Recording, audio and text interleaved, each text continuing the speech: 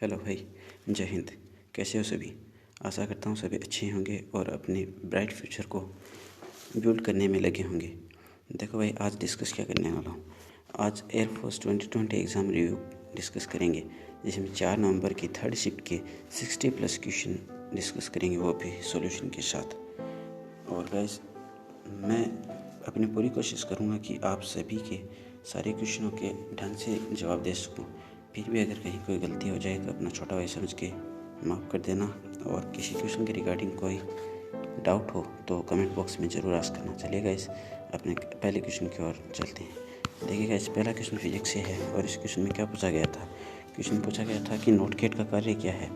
तो इसमें 4 ऑप्शन थे। वोल्टता को रोक लेता है, वोल्टता के मान को परिवर्तित करता है, यानी कि वोल्टता के मान को कन्वर्ट कर देता है, और यह एक सार्वत्रिक गेट है। तो गाइस, इसका राइट आंसर हो जाएगा वोल्टता के मान को परिवर्तित करता है। वैसे आप सभी को आता होगा, लेकिन फिर भी इस बार एग्ज़ाम में फिजिक्स के जो क्वेश्चन हैं उनकी लैंग्वेज घुमा दी गई थी, थोड़ी ट्रिकी लैंग्वेज आई थी इसलिए।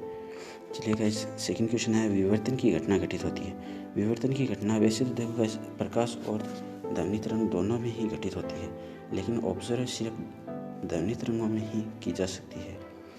इसलिए इसका राइट आंसर सी हो जाएगा, क्योंकि ये ऑब्जर्वर जो है वो तो केवल ध्वनि तरंगों में होती है, लेकिन ध्वनि और प्रकाश दोनों में पाई जाती है। चलिए गाइस, अपने अगले क्वेश्चन की ओर। अगला क्वेश्चन है कि किसी व्यक्ति का पृथ्वी की धरातल पर भार 72 न्यूटन है, तो पृथ्वी की त्रिज्या की आधी ऊंचाई पर उस व्यक्ति का भार क्या होगा। अपने को पता है कि अगर पृथ्वी की त्रिज्या के बराबर ऊंचाई पर पहुंचता तब तो W बराबर W/4 हो जाता, W बराबर बटा 4 हो जाता, लेकिन ये आधी ऊंचाई कह रहा है, तब 2 का भाग और दे देंगे, तब अपने आ जाएगा W/8। इस हिसाब से इसका आंसर आई थिंक 32 आ जाएगा। आप निकाल लेना, अगर नहीं क्लियर हो तो कमेंट बॉक्स में ज़रूर आस्क करना, मैं ज़रूर रिप्लाई करूँगा। चलिए इस अगले क्वेश्चन की ओर। अगला क्वेश्चन है कि यदि टो बराबर J/A है, जहाँ पर टो बल आघूर्ण तथा J कोणीय संवेग है, तो A की विमा बताओ। अब अपने को पता है कि बल आघूर्ण की विमा जो है वो कार्य की विमा के बराबर होती है, इसलिए यहाँ पे अपने कार्य की विमा लिख ली, तथा जो कोणीय संवेग होता है उसकी विमा जो है वो जूल इंटू सेकेंड के बराबर होती है। यानी कि अपना joule is equal to joule into second, then joule से जूल तो कट गया और ये सेकेंड इधर आएगा तो T-1 हो जाएगी इसकी विमा। इस हिसाब से अपना जो राइट आंसर है वो T-1 इसकी विमा हो जाएगी। चलिएगा अपने अगले क्वेश्चन की तरफ। अगला क्वेश्चन है गाइस कि यदि एक वजन तौलने वाला तूला धरातल से कोई वस्तु को उठाए रखता है कुछ समय के लिए, तो तुला के ऑप्शन है, तुला के द्वारा कोई कार्य नहीं किया गया, वस्तु को उठाने में कार्य हुआ पर वस्तु को उठाए रखने में कोई कार्य नहीं हुआ, वस्तु को उठाने व उठाए रखने दोनों स्थितियों में कार्य हुआ, और वस्तु को उठाने में कार्य हुआ लेकिन उठाए रखने में कोई कार्य नहीं हुआ। तो गाइस, इसका राइट आंसर जो है वो वस्तु को उठाने में कार्य हुआ परंतु उठाए रखने में कोई कार्य नहीं हुआ, अर्थात बी राइट आंसर हो जाएगा अपना, बी राइट आंसर। और ये कहते कैसे हैं कि जैसे कार्य का फॉर्मूला क्या होता है, W बराबर F.D, जहाँ पे D क्या है, विस्थापन है। अब उठाने में जो है वो विस्थापन होता है, जैसे यहाँ पे वस्तु थी, यहाँ पे तुला है, अब यहाँ से वस्तु को उठाया तुला ने, तो ये जो है वो अपना विस्थापन D आ गया। इस हिसाब से विस्थापन जब होता है तभी कार्य होता है, अगर उठाए रखता है वस्तु यानी कोई विस्थापन ही नहीं हुआ तब तो विस्थापन 0 है, तो टोटली कार्य 0 हुआ। इस तरीके से इसका जो राइट आंसर है वो बी हो जाएगा, वस्तु को उठाने में कार्य हुआ पर वस्तु को उठाए रखने में कोई कार्य नहीं हुआ। देखिएगा, इस क्वेश्चन वीडियो जो है वो लंबा बन सकता है, लेकिन आपके लिए बहुत हेल्पफुल वीडियो होने वाला है। LCR परिपथ की वोल्टता निम्न में से किसके बदलने पर परिवर्तित होगी, तो ये हो जाएगा R के बदलने पर। आशा करता हूँ आप सभी को ये क्वेश्चन आते होंगे, फिर भी किसी में डाउट हो तो पूछ लेना। सूर्य के प्रकाश के ताप का महसूस होना निम्न में से किस तरंग से संबंधित है, तो ये जो है वो पराबैंगनी तरंग से संबंधित है, क्योंकि सूर्य में जो है वो अल्ट्रावायलेट तरंग पाई जाती हैं, जिसके कारण कई बार अपनी स्किन बर्न हो जाती है तथा कई त्वचा के रोग उत्पन्न हो जाते हैं। चलिए, यदि निम्न समीकरण में आयाम मीटर में है और समय सेकंड में है तो आवृत्ति क्या होगी। अब अपने को पता है कि ये जो है वो ω/T+5 होता है। ω/T 2T is equal to omega है अपना, ओमेगा की जगह 2πN होता है, और यहाँ पे 2T और ये T से T कट जाएगा अपना, T से T तो कट गया और इसकी जगह इतना है। अब यहाँ से ये 2 से 2 गया, N की वैल्यू 1/π आ गई। इस हिसाब से इसका राइट आंसर जो है वो 1/π आ गया। N जो है यहाँ पे आवृत्ति है। तो इसके सिंक का ताप T2 127 डिग्री सेंटीग्रेड। तो सोर्स का ताप बताओ। अपने को T2 दिया हुआ है, अपने फॉर्मूला लगाएं ईटा बराबर 1 - T2/T1। यहाँ पे अपने को T2 की वैल्यू दी हुई है, इसकी वैल्यू दी हुई है, इसकी पूछी है। इसकी वैल्यू दी हुई 60% है, तो उसको 60/100 करिए, इसको परसेंटेज से हटा लेंगे। इस हिसाब से आई थिंक आप सोल्व कर लोगे। 60 में 100 का भाग दिया और यहाँ पे आया। इसके बाद में इसको सोल्व करने पर इसकी केल्विन में वैल्यू जो है वो 1000 केल्विन आ रही है। तो केल्विन को जब अपने डिग्री सेंटीग्रेड में बदलते हैं तो 273 उसमें से माइनस कर देते हैं। इस हिसाब से इसका जो राइट आंसर हो 827 डिग्री सेंटीग्रेड आ गया। अगर आपको केल्विन मिले तब तो 1000 केल्विन, और अगर डिग्री सेंटीग्रेड मिले तो 827 डिग्री सेंटीग्रेड।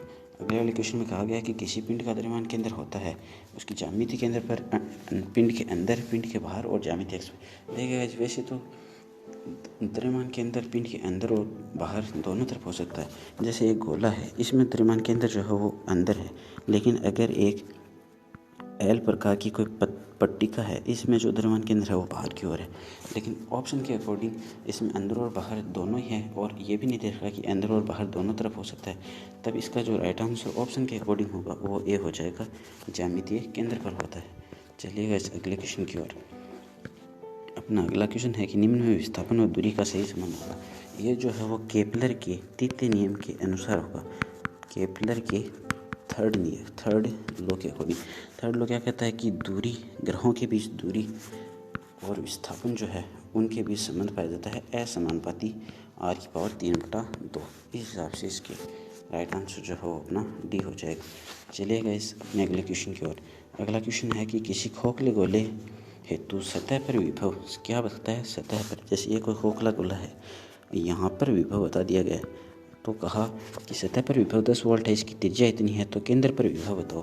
तो केंद्र पर अपने को पता है कि खोखला गोला है, तो उसकी सतह और केंद्र पर विभव जो है वो बराबर होता है। इस हिसाब से इसके केंद्र पर भी विभव हो 10 वोल्ट ही हो जाएगा। इसका राइट आंसर बी है। चलिएगा इस अगले क्वेश्चन की ओर। अगला क्वेश्चन 14 क्वेश्चन कहता है कि यदि किसी माध्यम प्रकाश की चाल इतनी है तो उस माध्यम का अपवर्तनांक। अपने को पता है अपवर्तनांक म्यू बराबर c/v होता है। c की वैल्यू 3 10 की 8 और इसकी वैल्यू 1.5 10 की 8 होती है। इस हिसाब से ये कट गया और इसके आंसर 2 आ गए। अब अपवर्तनांक वो जो है वो मात्राहीन और विमाहीन राशि है। अगला क्वेश्चन है कि पीवी ग्राफ का क्षेत्रफल निम्न में से किसे प्रदर्शित करता है। विद्युत क्षेत्र में किया गया कार्य, चुंबकीय क्षेत्र में किया गया कार्य, चक्रीय प्रक्रम में किया गया कार्य और विद्युत और चुंबकीय क्षेत्र दोनों में किया गया कार्य। तो इसका राइट आंसर जो है वो चक्रीय प्रक्रम में किया गया कार्य। अगर आप फिजिक्स ल्यूसेंट की बुक से पढ़ रहे हैं तो डेफिनेटली आपने ये क्वेश्चन ज़रूर देखा होगा और आपको आता भी होगा। चलिएगा इस अगले क्वेश्चन की ओर। अगला क्वेश्चन है कि किसी परमाणु में स्वतंत्रता की कोटियाँ कितनी होती हैं। ये डायरेक्ट थ्योरी से क्वेश्चन आया था, जिसका आंसर 3 हो जाएगा, यानी कि ऑप्शन बी। चलिएगा इस अपने अगले क्वेश्चन की ओर। अगला क्वेश्चन जो है वो कहता है कि अपसाइड ट्रांसफार्मर में क्या बढ़ता है। अब अपने पता है अपसाइड ट्रांसफार्मर में जो वोल्टेज है वो तो कम होता है। अब जब वोल्टेज कम होता है तो धारा आई जो है वो बढ़ती है। इस कारण इसका राइट आंसर जो है वो धारा हो जाएगा, क्योंकि अपने पूछा है बढ़ता क्या है, घटता पूछता तब तक अपने वोल्टा कर देते, लेकिन बढ़ता पूछा है तब इसका राइट आंसर धारा हो जाएगा। चलिएगा इस वैसे मैथ सेक्शन में ज़्यादा समय नहीं लगेगा अपने को। देखिए कह रहा है कि यदि किन्हीं दो आवेशों के मध्य बल जो है वो 5 न्यूटन व निर्वात में बल, ये माध्यम में बताया है, ये निर्वात में बताया, तो पराविद्युतांक के की वैल्यू पूछिए। अब देखिए इसमें जो माध्यम में बल है और जो निर्वात में बल है, उन दोनों का जो अनुपात है वो 1/k हो जाता है। और यहाँ से के अपनी वैल्यू जब निकालेंगे 25/5 तो के की वैल्यू 5 आ जाएगी। इस हिसाब से इसका राइट आंसर 5 हो जाएगा। और वैसे एक क्वेश्चन और पूछा था जो मुझे कम्प्लीटली याद नहीं है कि ऑप्शन क्या थे, लेकिन क्वेश्चन यही था कि वाई नीटा और बी में संबंध बताइए। यहाँ पे ये नहीं दे रखा था कि वाई नीटा और बीटा क्या चीज़ है, इसलिए मैं आपको ये क्वेश्चन ढंग से एक्सप्लेन नहीं कर सकता, उसके लिए सॉरी। अब चलिए अपने मैथ सेक्शन की ओर। मैथ सेक्शन में पूछा था कि tan theta plus sec theta की पावर e की पावर x है, इसकी वैल्यू। तो cos थीटा पूछा था क्या होगा। अब इसको अपन गाइस ऐसे लिख सकते हैं, इसको जो है ऐसे लिख सकते हैं कि sec theta plus tan theta की पावर e की पावर x, ये तो सेम चीज़ होगी। अब यहाँ पे ट्रिक होती है कि अगर आपने प्लस की जगह माइनस करा तो ये जो है वो 1/e ई की पावर x हो जाता है और 1/e की पावर x को e की पावर -x लिख सकते हैं। इस हिसाब से यहाँ पे अब ये दो समीकरण बन गई। दोनों समीकरणों को जोड़ने पर अपने पास सेक की वैल्यू जो है वो ये आई, सेक की आई। अब अपने पास कोस जो है, कोस थीटा वो 1/sec थीटा होता है, इसलिए इसका उल्टा कर दिया और आंसर मिल गया अपने को। अगला क्वेश्चन, अपना जो अगला क्वेश्चन है वो है कि किन्हीं दो सदिशों का प्रारंभिक बिंदु समान है तो वे क्या कहलाएंगे? वे सममित कहलाएंगे, विषम सममित, सहप्रारंभिक और समान सदिश। तो इसमें लैंग्वेज से अपने को पता चल जाता है कि ये सहप्रारंभिक कहलाएंगे। वैसे यही इसका राइट आंसर है वैसे, क्योंकि ये एक ही पॉइंट से स्टार्ट होते हैं, दो सदिश हैं जो कि एक ही पॉइंट से स्टार्ट होते हैं, इस कारण इनको सहप्रारंभिक बिंदु कहेंगे। अगला क्वेश्चन है अपना कि यदि आई की वैल्यू जो है वो इतनी है तो इसमें इसका समाकलन कीजिए। अब अपने को पता है कि जब मोड आ जाता है तब जो दी हुई है मोड के अंदर संख्या उसको अपने 0 के बराबर रख लेते हैं और फिर संख्या रेखा के ऊपर अपने जो बना लेते हैं। यहाँ पे हो जाएगा गाइस अपना 0, यहाँ पे -1 और यहाँ पे 2, इस हिसाब से। और जिसका अक्स का गुणांक जो होता है उसके अकॉर्डिंग चिन्ह चलते हैं, ये प्लस ये माइनस। अब प्लस कहाँ से कहाँ तक, वो 0 से 2 तक अपना प्लस, और माइनस कहाँ से कहाँ तक, माइनस अपना माइनस जो है वो -1 से 0 तक, और ये x dx plus x dx। अब इसको जब अपन सोल्व करेंगे तो आंसर अपना 5/2 आ जाएगा। वैसे सॉल्यूशन किया हुआ है। अगर कोई आपको दिक्कत हो तो कमेंट बॉक्स में आस्क ज़रूर कर लेना गाइस। चलिए गाइस अपने अगले क्वेश्चन की ओर। अगला क्वेश्चन कह रहा है कि अवकल समीकरण, ये अवकल समीकरण है, इसकी कोटि बताइए। इस अवकल समीकरण की कोटि कितनी होगी? तो इसका 2 बार अवकलन हुआ है, इस वजह से इसकी कोटि जो है वो 2 हो जाएगी। यहाँ पे a हो b हो उससे अपने को मतलब नहीं है, जितनी बार अवकलन हुआ हुआ होता है उतनी बार। अब अपन इसका अवकलन करेंगे तो भी ये a तो गायब हो नहीं रहा है, इसलिए इसकी जो कोटि है वो 2 हो जाएगी। चलिए अगले क्वेश्चन की ओर। अगला क्वेश्चन कहता है कि 6+ और 4 माइनस के चिन्हों को एक पंक्ति में व्यवस्थित करना है। यदि 2 माइनस के चिन्ह एक साथ ना आए तब जो है इनको व्यवस्थित करने के तरीके बताइए। पंक्ति में व्यवस्थित करना है तो पहले अपन जो 6+ के चिन्ह हैं उनको व्यवस्थित कर देते हैं इस हिसाब से, और जो खाली बचे स्थान हैं, कितने 7 स्थान खाली बचे, इस हिसाब से 7 स्थानों पर अपने को 4 माइनस के चिन्ह व्यवस्थित करने हैं। 7c4 को सोल्व कर लेंगे, इसका आंसर 35 आ जाएगा। चलिए इस अपने अगले क्वेश्चन की ओर। अगला क्वेश्चन अपना कि sin 5x × dx का अब समाकलन करना है। अब sin x का अपने cos x होता है, sin x का cos 5x हो जाएगा, और जो 5 है वो बट्टा में आ जाता है, और माइनस, क्योंकि sin x का माइनस cos x होता है, सॉरी गाइस मैंने पहले cos x ही बोला था। ये 0 से पाई तक। अब यहाँ पे आप लिमिट रखोगे तो माइनस का 1/5 तो ले लिया बाहर, और अंदर cos 5 माइनस का cos 0, यहाँ से 5 की वैल्यू -1, ये भी आपका -1, ये 2/5 आपका राइट आंसर आ जाएगा, ठीक है आपका। और चलिए अपने अगले क्वेश्चन की ओर। अगला क्वेश्चन है कि लिमिट इसका जो है वो मान ज्ञात कीजिए कितना होगा। अब अपन पहले 0 रख के देखते हैं तो इसका वैल्यू जो है वो 0/0 आती है, और जब 0/0 आती है तो अपन DL हॉस्पिटल लॉ लगाते हैं। इसमें DL जब लगाएंगे तो 2 की पावर x का अवकलन 2 की पावर x log 2, और बट्टा में अपना 1 + x यानी रूट x का, तो हो जाएगा 1, और ये जो गुणा में चला जाएगा 2√1 + x। यहाँ से इसको जब सोल्व करेंगे, देखिएगा ये इसका हो गया, इसको जब सोल्व करेंगे तो इसका आंसर आ जाएगा 2 log 2, जबकि ऑप्शन में अपने को ये दिया गया था। जो भाई पेपर दे गए हैं उनको तो याद भी होगा कि ऑप्शन में कुछ ऐसा था, तो अपने इसका राइट आंसर जो है वो ऑप्शन के अकॉर्डिंग करेंगे। चलिए अगला क्वेश्चन है कि cos√x का समाकलन बताइए, अवकलन बताइए। ये बहुत ही सरल क्वेश्चन था, ऑलमोस्टली सभी भाइयों को आता है, फिर भी बता देता हूँ कि cos x का है वो -sin x होता है अवकलन, और cos x का अगर अपने समाकलन करेंगे तब वो जो है वो प्लस का हो जाएगा sin x। क्या प्लस का sin x, समझ रहे हो गैस? तो इसका और √x का करोगे 2√x। समझ रहा हूँ, आप आशा करता हूँ आपको समझ में आ गया होगा, सॉरी गैस। अगला क्वेश्चन, कोई रेखा बिंदु इससे गुजरती है तथा अक्ष के समांतर, तो उस रेखा का समीकरण क्या होगा। अपने को पता है अक्ष के समांतर रेखा के लिए समीकरण जो y बराबर प्लस माइनस ए होता है। अब यहाँ पे y की वैल्यू है वो -4 है और ये है। अब यहाँ से सिर्फ 4 को इधर ही तो लाना होता है कि y + 4 = 0। यही ऑप्शन में था जो कि आपका राइट आंसर है ए। जी गाइस, आपका बिल्कुल सही उत्तर है। चलिए, एक वर्ग की भुजा 5 मीटर पर सेकंड की दर से बढ़ रही है, तब इसका क्षेत्रफल किस दर से बढ़ रहा है यदि भुजा जो है वो इतनी है। अब अपने को पता है कि वर्ग का क्षेत्रफल जो ए है वो क्या होता है, भुजा स्क्वायर यानी कि a² होता है। अब इसका अपन एक बार अवकलन कर देते हैं dA/dt, किसके सापेक्ष, समय के सापेक्ष। जब अपने को नहीं बोला होता है तब अपन समय के सापेक्ष ही करते हैं। तब यहाँ पे 2a × dA/dt, यहाँ पे सभी की वैल्यू है 2 है, a की वैल्यू 8 है और dA/dt की वैल्यू जो है वो अपनी 5 है। इस हिसाब से इसका राइट आंसर 18 आ जाएगा, 80। चलिए अपना अगले क्वेश्चन की ओर।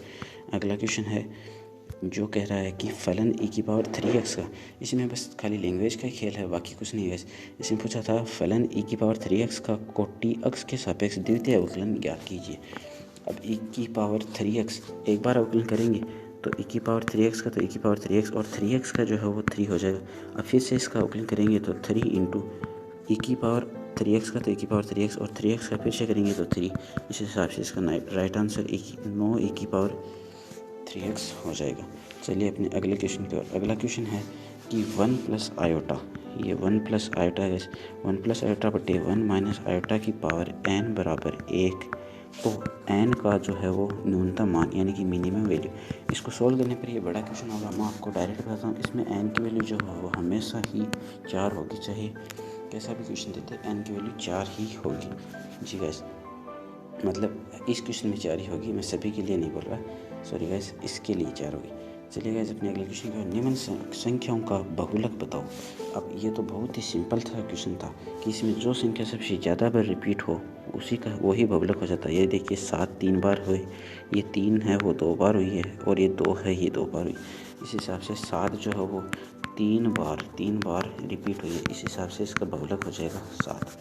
चलिए गाइस अपने अगले क्वेश्चन की ओर। अगला क्वेश्चन है कि एक समुच्चय में n अवयव हैं तो द्विआधारी संख्याओं की संख्या क्या होगी। द्विआधारी संख्या, ये तो सीधा जो अपनी थ्योरी से क्वेश्चन था 2 की पावर n, इसका राइट आंसर हो जाएगा। राइट आंसर 2 की पावर n हो जाएगा, यानी कि आपका बी ऑप्शन। चलिए अपने अगले क्वेश्चन की ओर। अगला क्वेश्चन है, ओ भाई बहुत सरल क्वेश्चन। ये देखिए, ये पूछ रहा है कि इस सारणी की वैल्यू बताइए, तो इसकी वैल्यू कैसे निकालेंगे। इसमें अपन संक्रिया लगा देते हैं कि C1 is change by C1 - C2 और C2 is change by C2 - C3। इससे होगा क्या कि ये जो अवयव हैं ये 0 हो जाएंगे और बाकी इसमें से घटा लेंगे अपने। अब देखो जो बचा है वो एकदम सरल सी मैट्रिक्स बची है। अब अपने जो है वो R1 के सापेक्ष यानी पहली रो के सापेक्ष इसका जो मान ज्ञात कर लेते हैं। तब देखिए 1 है और अंदर इसको जब गुणा करोगे तो अक्स वाई अपने आ जाएगा। इसका राइट आंसर क्या आ जाएगा, अक्स वाई राइट आंसर। चलिए अपने अगले क्वेश्चन की ओर। अगला क्वेश्चन है कि आई की वैल्यू इतनी है। ओ भाई इतना सरल क्वेश्चन, ये तो डायरेक्ट फॉर्मूला ही था, फिर भी इसका बता देता हूँ कि इसमें अक्स की वैल्यू है वो अक्स की पावर ऊपर ले जाएंगे, अक्स की पावर -2 हो गई। इसका अवकलन करना है। अब अक्स की पावर -2 + 1 बटा -2 + 1 हो जाएगा क्या, इसका माइनस का 1/, अक्स इसका राइट आंसर हो जाएगा। जी गाइस एकदम सही। चलिए अगले क्वेश्चन की ओर। अगला क्वेश्चन है कि एक रेखा अक्षों के साथ है वो अल्फा बीटा गामा कौन बनाती है। अब देखिए रेखा की दिक्कोजें होती हैं, उनका योग हमेशा 1 होता है, वर्गों का योग L² + M² + N², इसकी वैल्यू हमेशा 1 होती है। अब ये होता कितना है, ये होता है cos² अल्फा + cos² बीटा। इसको 1 - sin से जब आप चेंज करेंगे तो ये हो जाएगा 3 - 2 = ये जो पूछा है ना sin² अल्फा + sin। इस हिसाब से इसकी राइट आंसर जो है वो 2 आ जाएगा, 3 - 1 होगा, सॉरी गाइस राइट आंसर 2। वैसे सॉल्यूशन यहाँ पे प्रोवाइड किया गया है, अगर मेरे को बताने में कहीं पे गलती हो गई हो तो क्षमा करना। चलिए अगले क्वेश्चन की ओर। अगला क्वेश्चन कह रहा है कि साइन इनवर्स माइनस का √3/2, यहाँ पे -3/2। अपने को पता है कि साइन इनवर्स -θ होता है तो माइनस बाहर आ जाता है और साइन इनवर्स थीटा बच जाता है।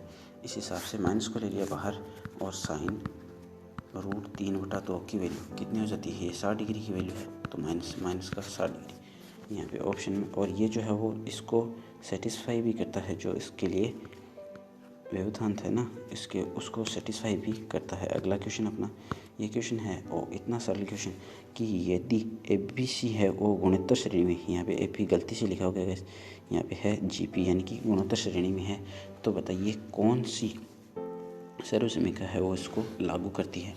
तो सर से सही सर्वसमीकरण है वो बी स्क्वायर बराबर ए सी हो जाएगा। चलिए अपने अगले क्वेश्चन की ओर। अगला क्वेश्चन है 20 का क्वेश्चन। ये कह रहा है कि इसका क्रम लिखो। अब देखिएगा, जब भी अपन क्रम लिखते हैं ना, तो उसमें पहले तो होती है रो और बाद में होते हैं कॉलम। यानी ऐसे देख लेते हैं कि रो तो कितनी होती है, ये जो रो है वो तो आड़ी रेखाएं होती हैं, और जो है खड़ी रेखाएं होती हैं ये होती हैं कॉलम। ये कॉलम, ये रो।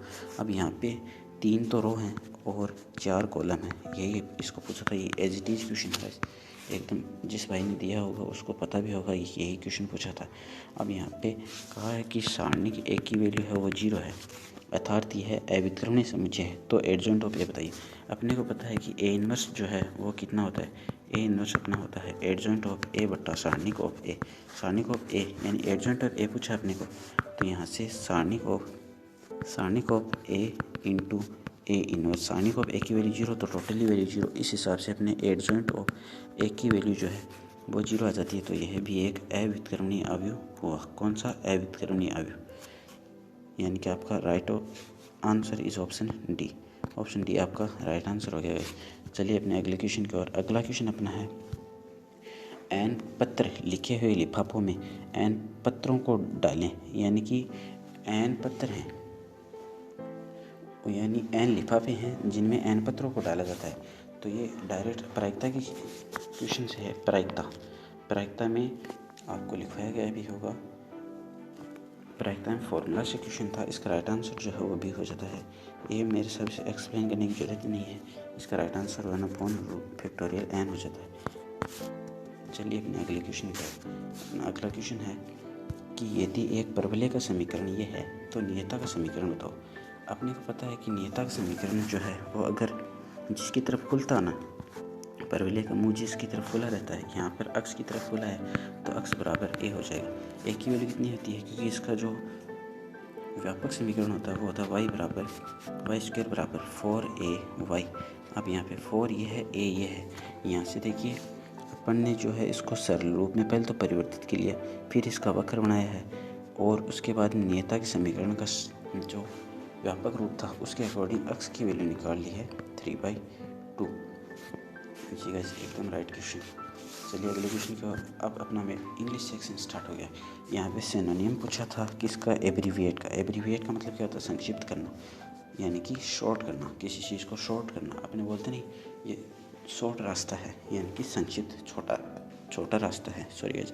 इफ़ नाउन, यदि ग्लोरी का नाउन फॉर्म जो है वो ये है, तब उसकी वर्ब फॉर्म बताइए। तो ग्लोरी की वर्ब फॉर्म जो है वो ग्लोरियस हो जाती है। क्या, ग्लोरियस।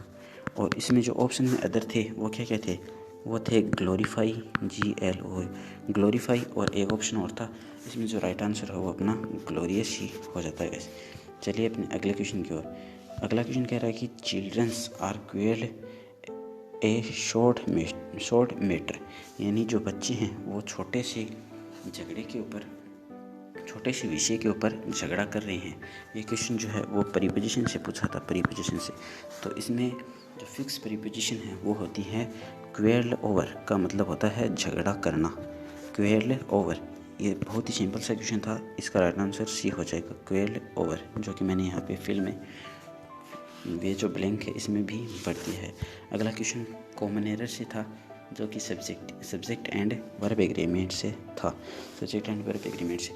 इसमें पूछा है, एक सेंटेंस दिया था, ईच ऑफ द बॉयज़, यानी कि प्रत्येक लड़का। अब गिनती देखिएगा इस कितनी की होगी, प्रत्येक मतलब एक का ही हो रहा है यहाँ पे, कि हमारी क्लास का प्रत्येक लड़का, प्रत्येक मतलब यहाँ पर गिनती एक हो रही है। एक की जब गिनती होती है तो इसको सिंगुलर नाउन माना जाता है, और सिंगुलर नाउन के साथ हमेशा सिंगुलर वर्ब का ही यूज किया जाता है। ये अपना इंग्लिश का नियम बोलता है। तो इसके अकॉर्डिंग यहाँ पे जो बी सेक्शन, यहाँ पे जो बी पार्ट है, यहाँ पे एरर हो जाएगी। प्ले की जगह अपने को प्लेस करना पड़ेगा, आई थिंक आप समझ गए होंगे। चलिए अपने अगले क्वेश्चन की ओर। अगला क्वेश्चन जो है यहाँ पे लूजन का एंटोनिम पूछा था। अब लूजन का एंटोनिम पूछा था, इसमें 4 ऑप्शन क्या थे मेरे को याद नहीं है, ऑप्शन के अकॉर्डिंग ये क्वेश्चन सही हो जाता। अगले क्वेश्चन में पूछा है करेक्ट स्पेलिंग, 4 स्पेलिंग दी गई थी जिनमें पूछा था कि कौन साइंस का जो राइट स्पेलिंग है वो क्या हो जाएगा। तो ये बहुत ही सिंपल सा था। आगे साइंस है, साइंस का स्पेलिंग आई थिंक सभी को आता है, SCIENCE, और पहले इससे पहले कौन लगा देते हैं, कौन साइंस। इस हिसाब से इसका राइट आंसर ये हो जाता। अपना अगला क्वेश्चन है वो कॉमन एरर से था, जिसमें टेंस की एरर पूछी थी। सी वॉज वॉकिंग फॉर आवर्स, यानी कि वह चल रही थी घंटों से, मतलब कई घंटों से वह जो है वो चल रही थी। और अचानक एंड सडनली नोटिस्ड, और अचानक उसने नोटिस किया, ध्यान दिया कि that the sun had risen, कि जो सूर्य है वो उदय हो चुका है। तो इसमें एरर पार्ट है वो सी हो जाएगा। क्यों? क्योंकि जो सन का राइज होना है, सन का जो उदय होना है वो एक यूनिवर्सल ट्रूथ है, यानी ये सार्वभौमिक सत्य है जो हमेशा ही सत्य रहेगा। इस हिसाब से इसके अंदर हेड नहीं आ सकता, इसकी जगह हेज करना पड़ेगा अपने, क्योंकि जो सार्वभौमिक सत्य होते हैं वो प्रेजेंट टेंस में होते हैं, ना कि पास्ट टेंस में। इसमें एरर है वो यहाँ पे हो गई थी। अगला क्वेश्चन गाइस अपना 47, इसमें डिटर्मिनर्स का पूछा था कि she was suffering from a danger disease so there is blank hope of her recovery, यानी कि वह एक भीषण बीमारी से पीड़ित है, इसलिए उसके बचने के जो चांस हैं वो बहुत ही कम हैं। इसमें पूछा था अपने को डिटर्मिनर्स। तो देखिए गाइस यहाँ पे कोई मात्रा नहीं पूछी है, इसलिए अपने फी का यूज़ तो नहीं करेंगे। तो ए फ्यू और फ्यू ये दोनों ऑप्शन तो पहले ही कट हो गए, बचे ये 2 ऑप्शन ए और बी। यहाँ पे ए लिटिल, यानी कि उसके ऐसा नहीं है कि ज़िंदगी थोड़ी ख़त्म हो जाएगी, वो तो उसकी पूरी ज़िंदगी ही ख़त्म हो जाएगी, इसलिए अपन ए लिटिल का भी यूज़ नहीं करेंगे। और ये 2 ऑप्शन पहले ही कट गए, इस हिसाब से अपना राइट आंसर जो है वो बी हो जाएगा, अर्थात लिटिल। चलिए गाइस अपने अगले क्वेश्चन की ओर। अपना अगला क्वेश्चन है 48 नंबर का। इसमें वन वर्ड पूछा था। वन वर्ड क्या था कि a person who permanently lives at a place, यानी कि एक आदमी जो कि परमानेंटली निश्चित रूप से रहता है अपने एक निश्चित स्थान पर, उसको अपन क्या बोलते हैं, उसको डोमिसाइल बोलते हैं। आपने देखा होगा आपका जो मूल निवास प्रमाण पत्र है उसके ऊपर लिखा हुआ है डोमिसाइल सर्टिफिकेट। डोमिसाइल सर्टिफिकेट उसका मतलब हो गया मूल निवासी। और यहाँ पे यही पूछा था कि जो मूल निवासी है किसी स्थान का व्यक्ति, वो उसको क्या कहा जाएगा, उसको डोमिसाइल बोलेंगे, अपने डोमिसाइल। चलिए इस अपने अगले क्वेश्चन की ओर। अगला क्वेश्चन है 49 का। Change the sentence in simple language, यानी इस जो सेंटेंस दिया हुआ है इसको चेंज करना है सिंपल लैंग्वेज में, लेकिन इसका जो मीनिंग है वो चेंज नहीं होना चाहिए। इसमें पूछा था कि वी विल फीड वेल, कि हम अच्छा खाएंगे और हेल्दी हो जाएंगे। तो इसमें और को हटाना था और वी को हटाना था। तो देखिए इसको कुछ इस प्रकार से बनाया जा सकता है कि we will feed well, we will feed well to be healthy, यानी कि हम जो है वो अच्छा खाते हैं किसके लिए, हेल्दी होने के लिए, स्वस्थ होने के लिए। चलिए गाइस अपने अगले क्वेश्चन की ओर। अगला क्वेश्चन है वो फिल इन द ब्लैंक्स का था, यानी इसमें ब्लैंक्स में फिल करना था कि देयर इज़ द दिस